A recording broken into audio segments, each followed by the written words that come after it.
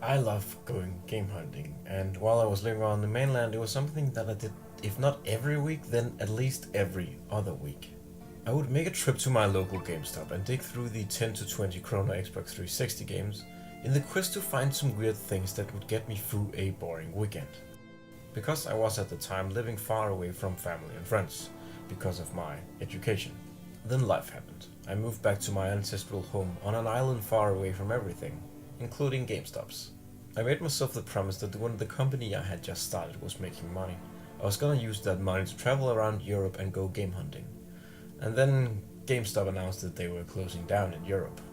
At first I thought it wasn't gonna affect me because GameStop had just internally restructured and formed GameStop Northern Europe, which made it look like GameStops were still gonna be around in the Nordic countries and Ireland. But a couple of months after that they then restructured again and became GameStop Ireland.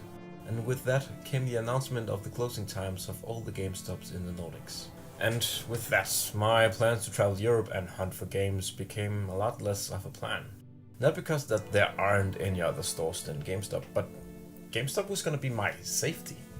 See, GameStop is a terrible company in America, but in Europe they're fine. They follow the laws of the land, so their employees make a livable wage. And there are, in my experience, a lot less Karens in Europe, so customer interactions are a little less terrible, and most GameStops, to my knowledge, are either franchises or operate as franchises. So individual stores are a lot less corporate and have more personality. While I was trying to think of what to do with my plan to travel Europe and go game hunting and use GameStop as my safety spot, the act of even traveling was out of the picture, and I was stuck on an island in the middle of the ocean in the middle of nowhere for 3 long months due to a world event that happened in the spring of 2020. And now that the world event has kind of passed a bit and I'm on my way to the mainland for the first time in 6 months to go pick up a car, while I'm here, I'm gonna attempt to hunt for some games in a post-2020 Europe, right here in northern Denmark.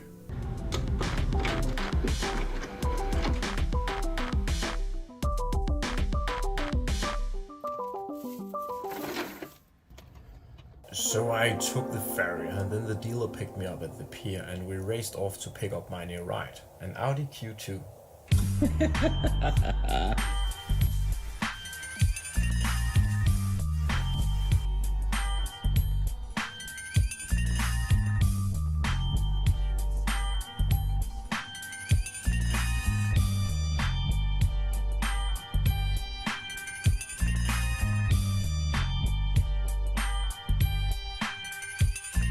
After my initial shock of finally owning a cool guy car had passed and I had become comfortable with my new ride, I decided to take it for a spin and enjoy some mainland freedoms that I had been robbed of for the last 6 months. Driving more than 20 kilometers in one direction and Mickey D's. Like, I haven't been to a Mickey D's in years, so this trip through the drive-thru is long overdue. With some bad food and some good coffee in me, I set out on my quest to find a game store, and that was easier said than done in a post-GameStop world. I first drove around to a few of my old second store haunts, but they were all closed down due to the current world circumstances, and the small electronic stores that sometimes carry video games either didn't have any or were closed down as well. I think I take for granted that the place I live in lives off of tourism, so the restaurants and stores we have available to us aren't available in other places that have less than 2,000 inhabitants. And those things I've been hearing about how the outer edges of Denmark are in financial trouble, well, they're actually real. They just don't happen in my area or other tourist areas like this cute little seaside town I'm driving through right now. I was almost about to go to a supermarket to find some games, but then it hit me. Læsehesten, aka the reading horse. Læsehesten was a place I used to go to all the time. But as anime got more popular in the early 2000s, the rise of neckbeards happened and they invaded that place. So I stopped coming to avoid their judgy looks and offensive stench. In any other place, this chain would have died out a long time ago. But because it was a government subsidized program that employed people with disabilities in part-time positions, I figured that it still might be around. And while it's now a real store that's not subsidized by government money, it's still very much around, and it hasn't changed one bit in 20 years.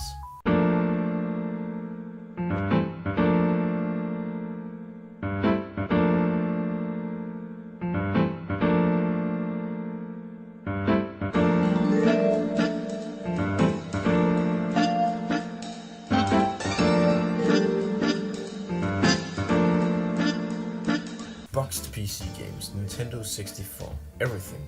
They have everything. This stuff is a lot more common in other countries because retro stores are more of a thing, but I have not seen any of this stuff on a store shelf since it was new, so this is a trip to another world. Stores like this, they don't exist anymore around here. Well, except this one. I could have spent hours in here, but I only had 10 minutes, so I picked up Deus Ex on PS2 because that's neat. Then I picked up Mad World to complete my Jack collection, True Crime New York City and True Crime Streets of LA because I've been on a GTA binge lately and I've always wanted to check out the clones. And to further fuel that craving, I picked up Liberty City Stories. I did keep an eye out for Vice City Stories, which is the one I've been looking for because it's supposedly as good as a mainline GTA game and even plays better than Vice City proper. But I couldn't find it, so this will have to do. Finally, I also picked up Jade Empire because Harry from the Friendly Premonition Discord keeps raving about it. And then I picked up Brotherhood of Steel, the now second worst Fallout game. Will I ever play it? Nah, probably not, but it's a Fallout game and I love these and I collect Fallout games, so I had to.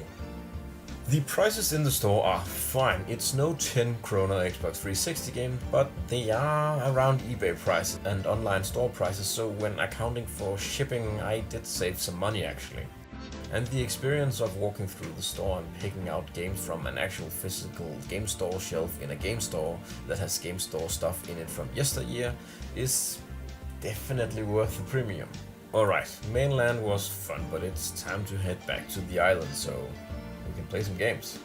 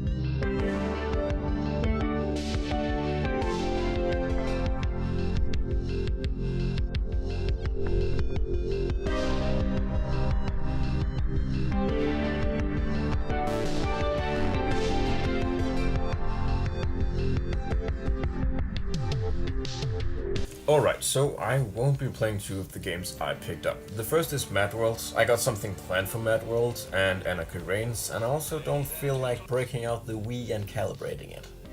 Mad World is bloody awesome and you should play it. You shouldn't need me to tell you that. It's an extremely underrated title and it should have been a defining moment for video games as art. But unfortunately it was locked away on the Grandma console along with literally hundreds of other also great titles that didn't get their time in the spotlight either. The console and its primary user base combined with Nintendo's release schedule just made any non-Mario game on the platform completely unviable. Like, you know how Nintendo spaces out their releases now with one a month or every other month, and how that has allowed indie games and third-party games to actually climb the sales charge on the Switch? Yeah, that is due to how poorly they handled third-party relations on the Wii, and as a result were staffed for third-party support on the Wii U, and lost a ton of money and had to restructure their business. Yeah.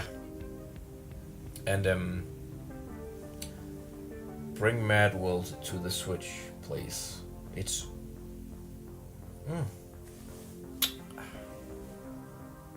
The other one is Brotherhood of Steel. Brotherhood of Steel, for obvious reasons, weren't a priority for Microsoft to bring to backwards compatibility on 360, since it was at the time the worst Fallout game, and generally one of the worst games on the OG Xbox. And I lost the cables to my OG Xbox and the controller somehow, even though I still have the physical Xbox itself, so I don't even have a way of currently playing it at the moment. A game that did get the backwards compatible treatment on both 360 and Xbox One, and a game that I picked up on my trip, is Jade Empire.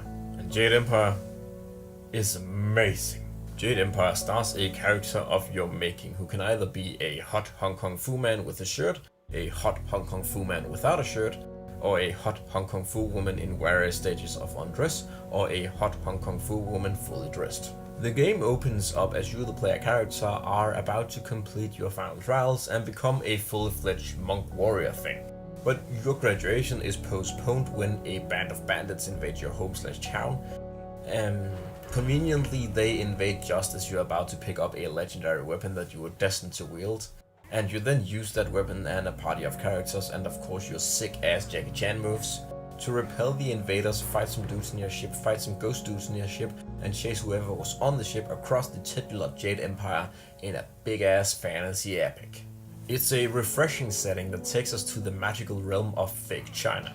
And while fake China isn't a new setting by any means, it is for a Western-style action RPG. I really like that mix of the aesthetic of this Hong Kong Fu universe paired with BioWare's millennial gameplay trappings. Their design during this era was incredibly easy to pick up, but it kept you invested during the entire game because there was a lot of nuance to the combat and a lot to learn. Something that the later games unfortunately haven't been able to recreate. Anyways, that's Jade Empire, a really good pickup. If you have any Xbox system or Windows PC, you can play it because it's on backwards compatible. And I believe that it supports up to a 4K resolution, and that is as close as we're gonna get to a remaster anytime soon, because that's just not a thing BioWare does, unfortunately. Speaking of remasters, Deus Ex actually got fan remastered graphics, and if you haven't played it, which you definitely should, you definitely shouldn't play this version because it's such a quintessential PC experience, and the PC version has been improved so much over the years. Or maybe not. Deus Ex on the PlayStation 2 is actually incredibly competent, and aside from the squishiness of the PS2 graphics, it's actually pretty close visually to its PC counterpart, and that's not accounting for how the game would have looked on most PCs back in the day, which would be nowhere close to how good this looks. I think that is what people, including myself, forget about these ports. They were often not just the only way for people to play these games because computers age so fast. They were often the best way to play these games. Because how this looks on the screen and runs at 30 FPS, that's not how 80% of players would be experiencing it on their PCs back in the day.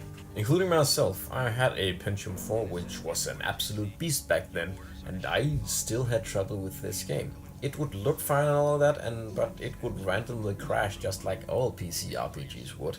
And I thought saving was cheating back then, so the PS2 version might actually have been the better option for me.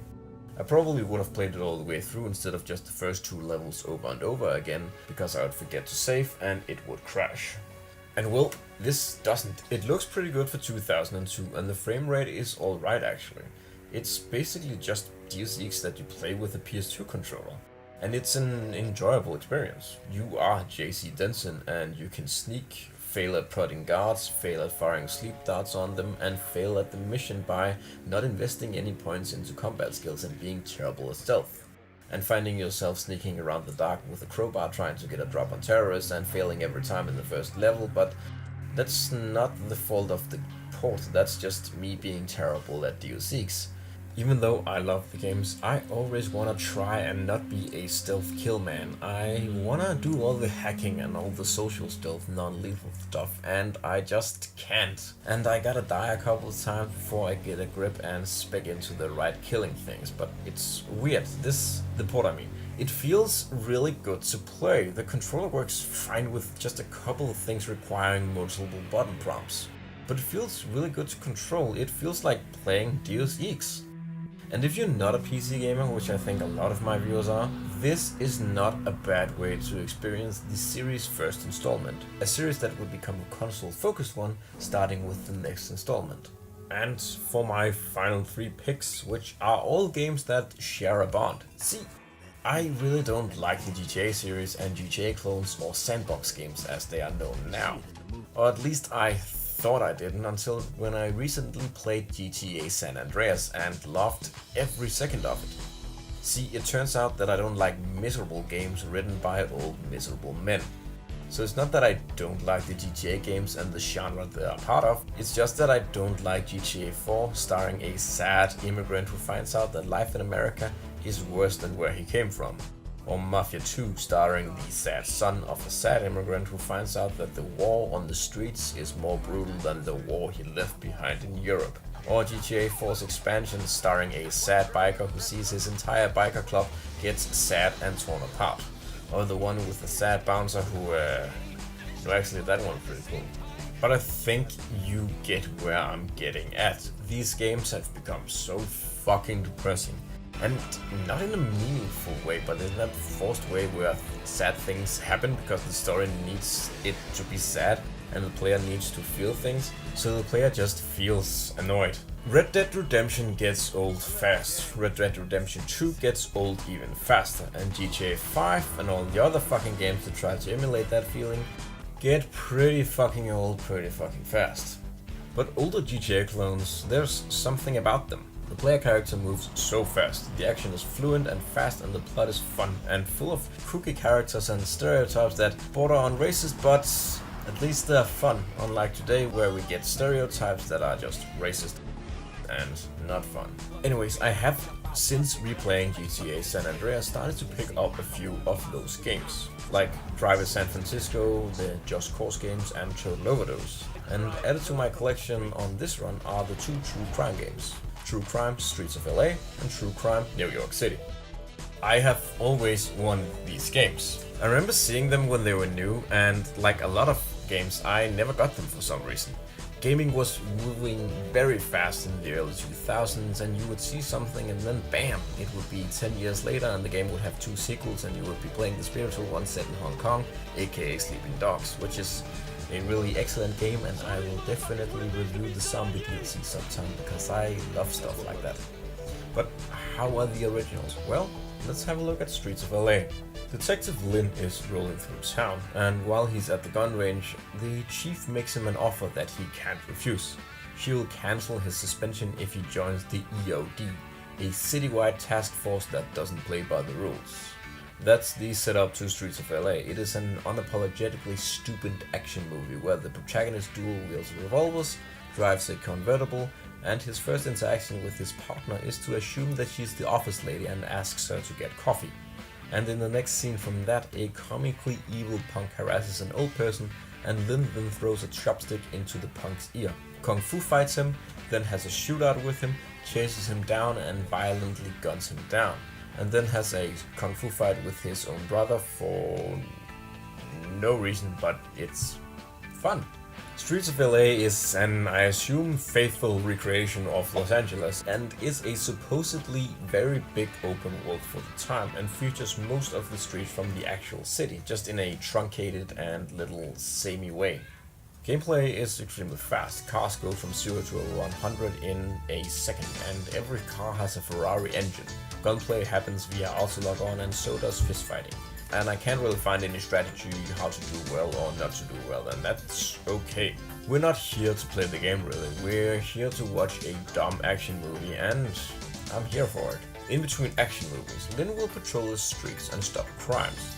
The more correctly he does that, like not shooting any civilians or getting them killed by any other means, the more points he will receive and the more moral points he will receive. But as for the criminals themselves, well, it's fine to just gun them down, doesn't matter if they just stole a purse. True Crime New York City, on the other hand, is a completely other beast. It stars Marcus, a gangbanger who, after surviving an assassination attempt by his own gang, shoots them all dead before being confronted by a father figure of his who covers up the shooting and gets Marcus on the road to become a police officer. Flash forward a few years and Marcus has just earned his detective badge, and him and Terry, the father figure, are on their way to do some shady stuff. They meet up with Marcus's father, who he has a strained relationship with, and briefcases are exchanged. Marcus then drops Terry off at some sort of negotiation thing, and then the building that Terry is in blows up. Marcus vows to take revenge, and then he hits the streets, and that's how the game starts. While the first game had some morality system, this really plays with it and integrates it into the plot. Marcus is invested in the revenge and also the cop work, so the moral stuff has weight, unlike the first game where it was mostly there as a score system. And it's a really neat way to go about things. Unlike the previous game, you can't just gun down every bad guy you encounter. Well, you can, but that takes you down the bad story path, I'm assuming.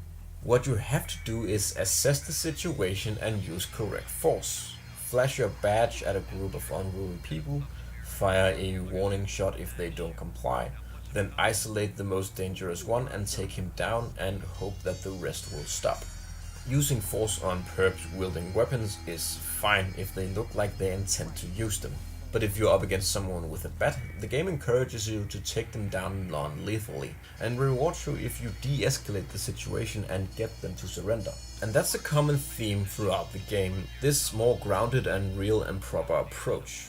In order to commandeer a vehicle, you need to flag the driver down, flash your badge, and then wait for them to get out, unlike Lynn, who just rips people out of their cars and then gets on with his day. And stopping criminals is rarely a high-speed chase. You are often running after purse snatchers and breaking up fights or frisking suspected drug dealers and gangbangers. It's all incredibly engrossing, and while I think the first game is fun, and I can see why they chose to build upon that with Sleeping Dogs, I definitely prefer this style. It's just unfortunate that it's trapped within a game that runs like ass. A really beautiful game with an interesting aesthetic and a killer soundtrack, but still a game that runs like ass. Which means that I'm definitely gonna track down the Xbox version, or maybe the PC port if there is one, and play that one, because I'm really digging the game itself. And finally we have a GTA game proper, Liberty City Stories, or well, almost a GTA game proper. The mainline home console games in the early 2000s all had their thing. 3 pushed 3D graphics in video games, Vice City pushed style and narrative in video games, and San Andreas pushed scope in video games. The PSP games did push what the PSP could do, but judging them alongside the main ones, and they fall a bit short, especially Liberty City Stories, which was the first attempt at a PSP GTA game, and it really shows. It honestly feels like playing an early beta build of GTA 3 proper.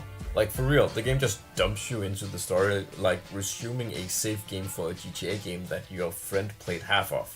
I initially actually thought I skipped the intro somehow, since the intro for older games often played before you press start, and if you press start before it plays you don't get to see it. But after going back and checking, I can conclude that I did not skip anything.